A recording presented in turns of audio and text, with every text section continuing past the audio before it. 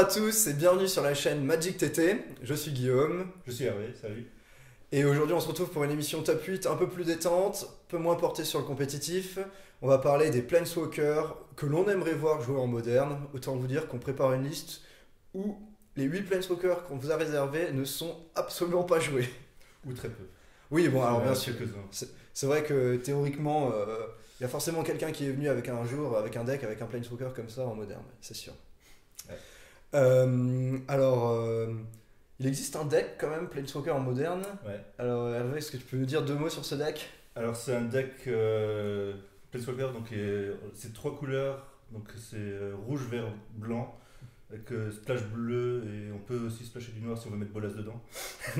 Et donc ça se base sur l'enchantement saison de doublement, qui permet aux Planeswalkers d'arriver avec le double de marqueurs loyauté sur eux. Et après, on peut jouer avec Nairi, qui permet de faire le -8 et de chercher Emrakul. D'avoir Elspeth et Chandra qui font plein de tokens.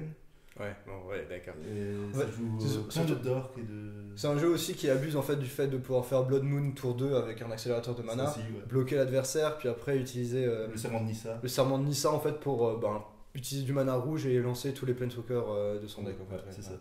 Bon, c'est un deck qui existe, c'est une stratégie qui existe. Enfin, abuser de Blood Moon en moderne, ça a toujours marché. Mais c'est un deck tier 3. 12, d'accord, tier 12. Tier 12, voilà. Donc, on va vous présenter 8 Planeswalkers.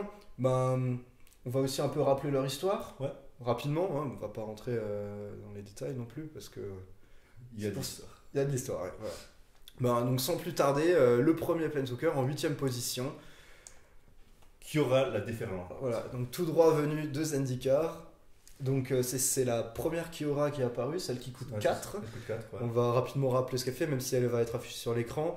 Donc elle arrive à 2 marqueurs loyauté. 2 marqueurs loyauté, donc son +1 permet de prévenir des dommages qui devraient être infligés À et par une source. Voilà. Jusqu'à qu'un adversaire contrôle. Ouais, jusqu'au Voilà. prochain.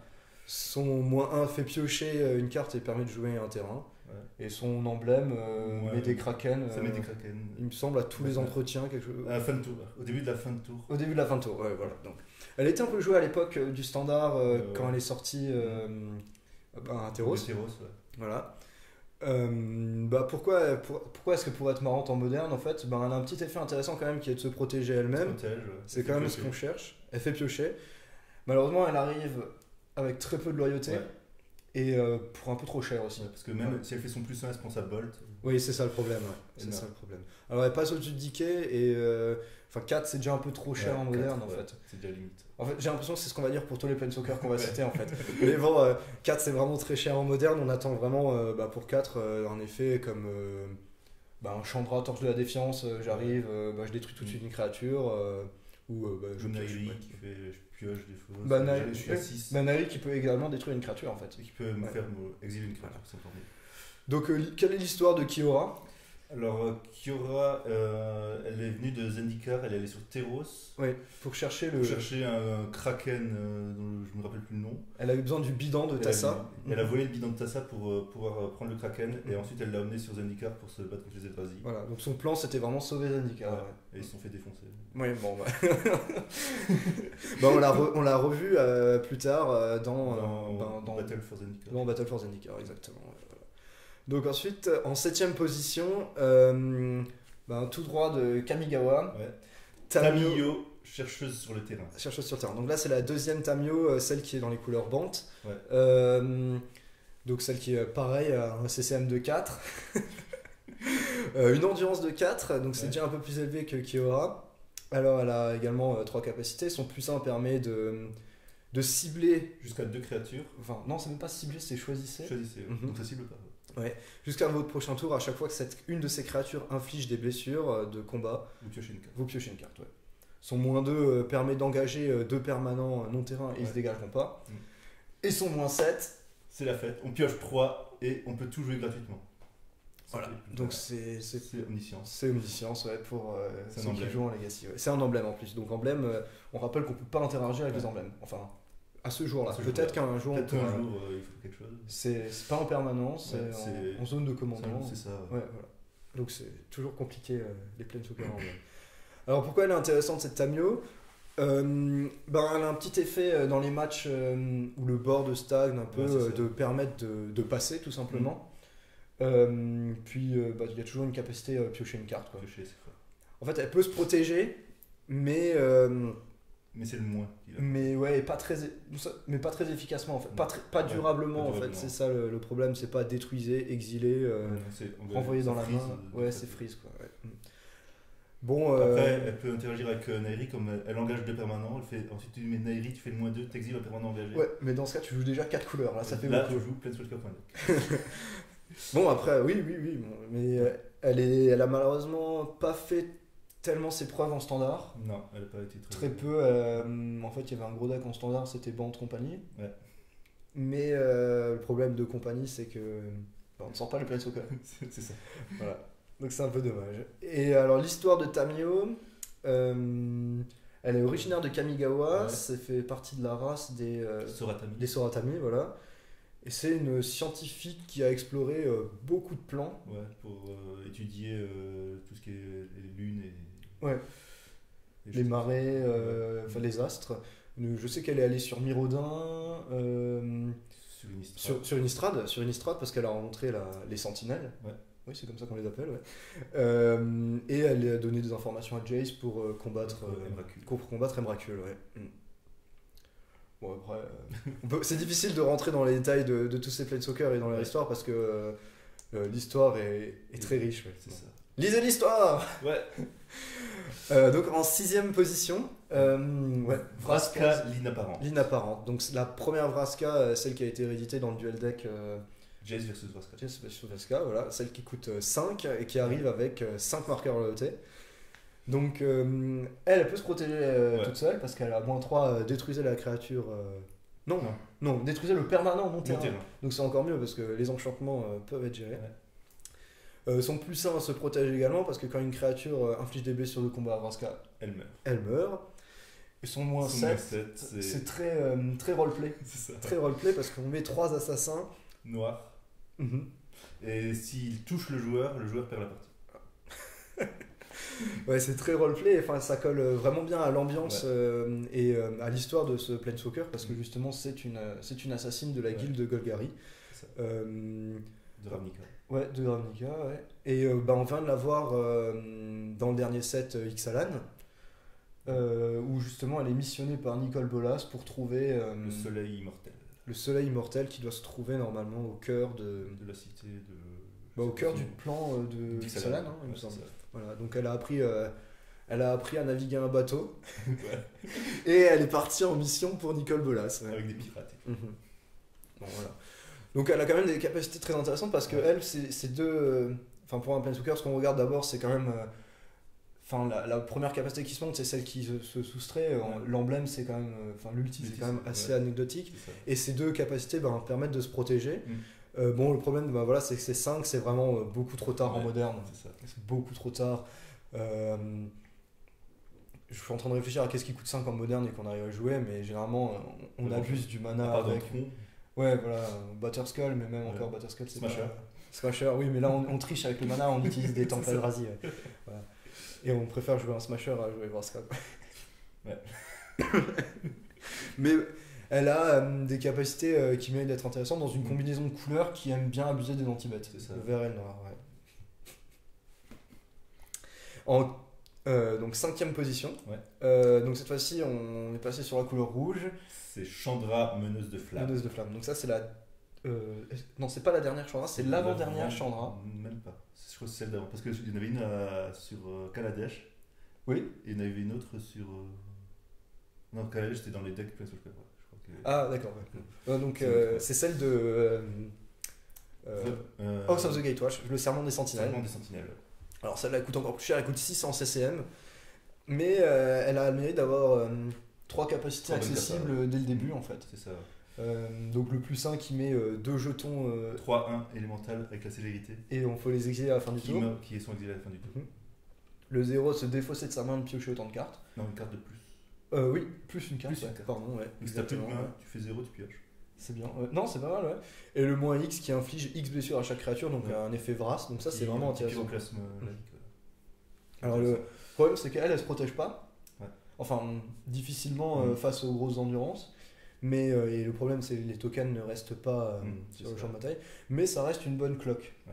Et c'était un peu joué en standard dans les decks Jund et Tout ce qui est ouais. tout ce qui est du rouge. tout ce qui est un peu de rouge. Ouais.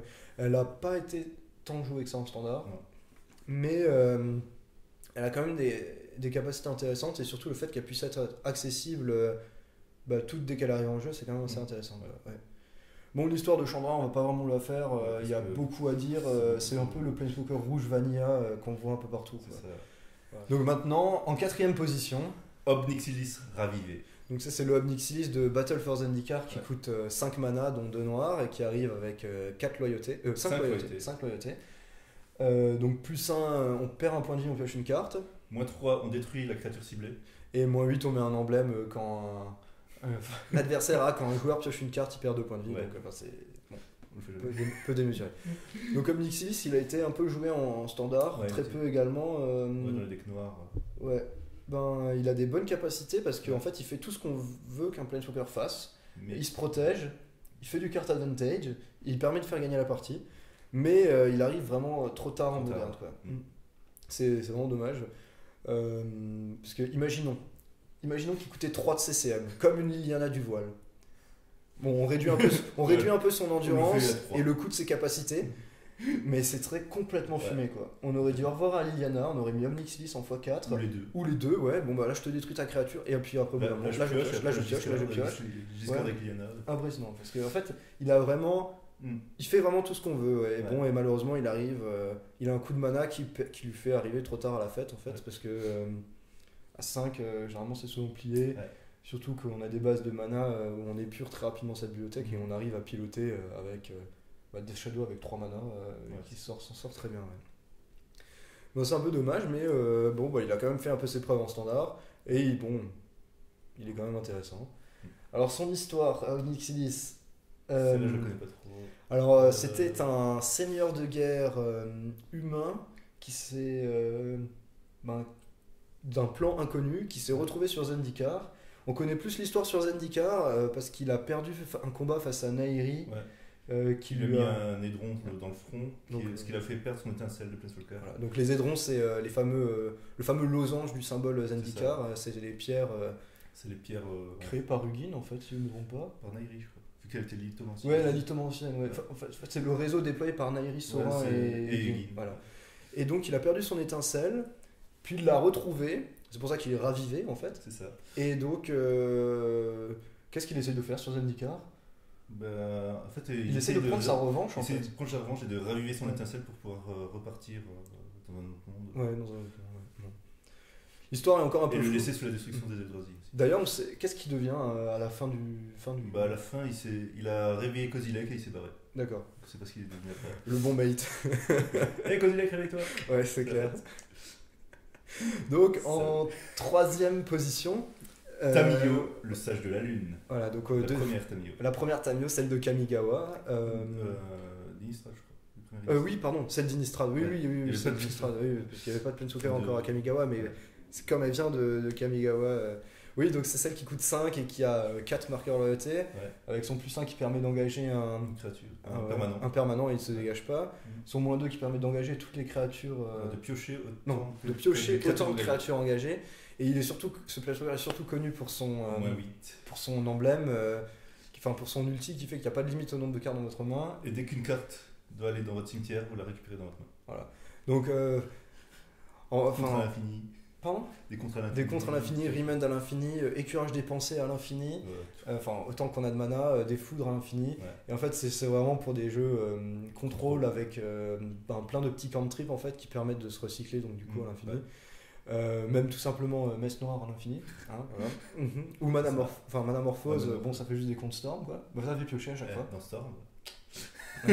Non mais c'est une capacité intéressante. Enfin, j'ai déjà vu des decks contrôle en moderne qui jouaient Tamiyo. Bon, c'était des decks quand même qui avaient du mal à perfer, mais quand quand c'était le dernier permanent sur table, et ben, ça permettait en Ouais, fait tout simplement de gagner grâce à ça. Quoi. Et c'est ça. en fait, c'est surtout son effet qui attire, qui donne envie, quoi. Son ultime qui donne envie, quoi. Mais bon, ça reste un peu trop utopiste en fait pour le format moderne, étant donné qu'en fait elle se protège pas du tout et elle est trop chère, quoi. Elle est trop chère.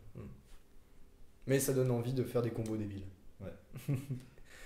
Alors, numéro 2. Numéro 2, donc Un planeswalker qui est pas trop cher. pas trop cher, ouais, cette Mais fois-ci c'est clair. Ouais. C'est Ça rend- Ashiok, tisseur de cauchemar. Voilà. Donc le Planeswalker également de Theros. Ouais. Celui-là était très joué en standard. Il permettait. C'était un kill dans les gros jeux contrôle. Contrôle bleu noir ou Esper. Ou Esper, ouais. Bon, avant qu'il y ait les dragons qui débarquent pour de Khans of Tarkir. Ouais.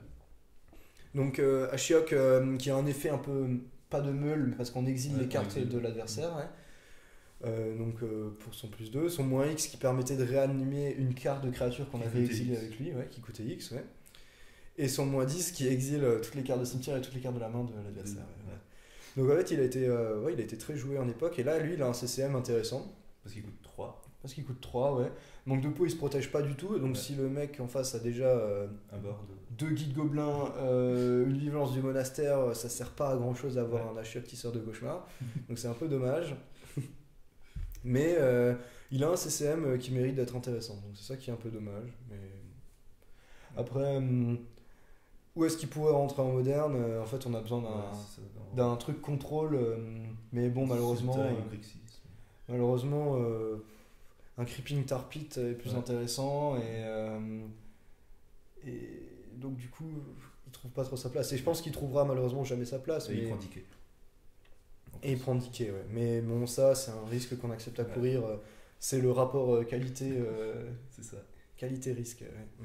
Bon, c'est dommage. Ouais. Et en première position, Nicol Bolas, le dieu pharaon. Ouais. Donc tout juste sorti De... dernièrement dans l'âge de la destruction. Page de destruction. Donc Planeswalker qui coûte 7, Qui a 4 4 capacités, donc qui arrive à 7 mana. Donc il a un +1 qui permet d'exiler 2 cartes de la main de l'adversaire. Un +2 qui exile les cartes de la bibliothèque de l'adversaire jusqu'à ce qu'il y ait une carte non terrain. Terrain.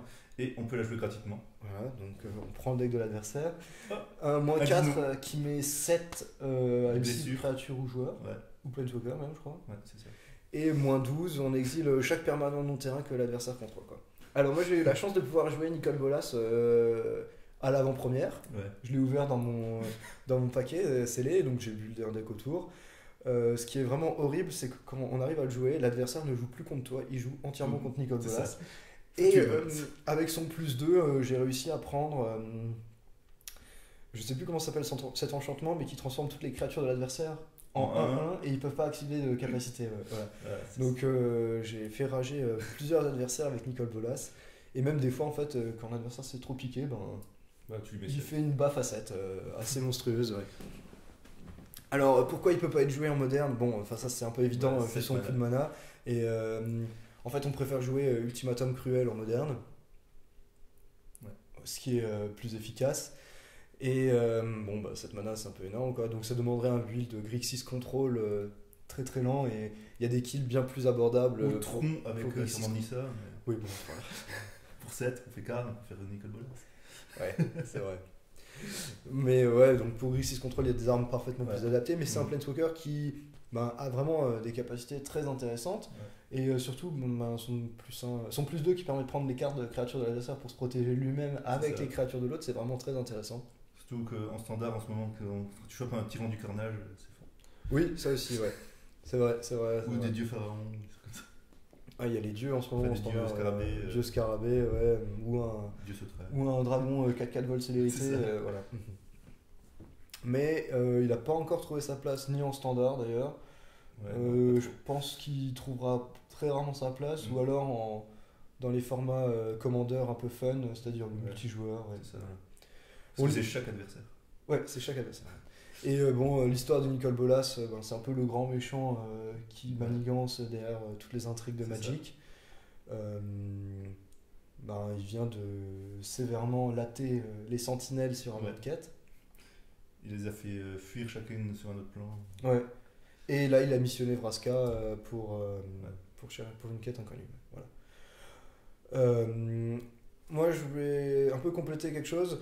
En top 1, j'aurais bien voulu mettre également Chandra, Torche de la Défiance. Ouais. Parce qu'il y a eu beaucoup de hype au sujet de cette carte. Mais en fait, finalement, elle a très peu été jouée en moderne. Il y a eu beaucoup d'articles qui disaient le second meilleur Planeswalker jamais imprimé. Enfin, il y avait des gens qui s'enflammaient comme pas possible. Même quand elle est sortie, sa cote, elle était pas loin de 50 euros. Ouais. Et ben, finalement, elle a été un peu testée dans June, dans Modern, un peu jouée dans Scred. Dans Blanc Rouge Prison aussi. Ouais, quelques versions dans Blanc Rouge Prison. C'est un peu dommage. Alors qu'elle a vraiment un potentiel très intéressant. Peut-être qu'elle a besoin d'un peu plus de temps, mais ce serait intéressant de la voir également. Voilà. Ouais. Donc c'était ma petite parenthèse Chandra. Voilà. En tout cas, n'hésitez pas dans les commentaires à proposer votre liste de Planeswalker que vous aimeriez voir jouer. Hein. De toute façon, là c'est purement fun. Il n'y a pas de compétition. N'hésitez pas également à vous abonner à la chaîne Magic TT, à laisser un petit commentaire et on se dit à très bientôt pour une prochaine vidéo. Ciao, ciao. Ciao.